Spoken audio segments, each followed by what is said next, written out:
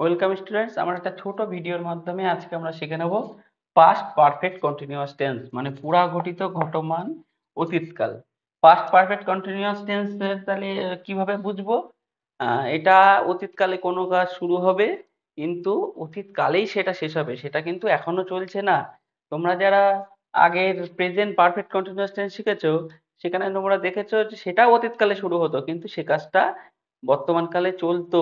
কিন্তু এখানে মানে চলছে এমন বোঝাচ্ছে, কিন্তু এখানে সেটা বোঝাবে না। অতীতকালে শুরু হলেও কাজটি অতীতকালেই শেষ হয়ে যাবে। এর গঠন কি হবে?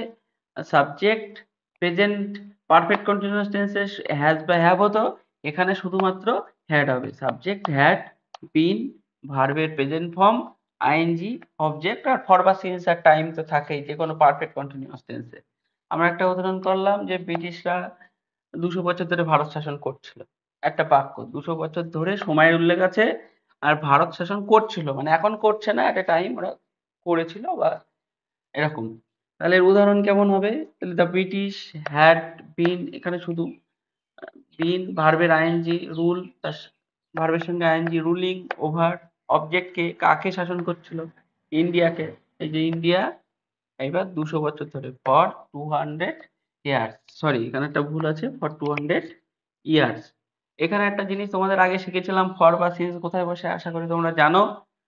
আহ, পরবর্তী ভিডিওতে আসছি ফিউচার ইনডেফিনাইট টেন্স।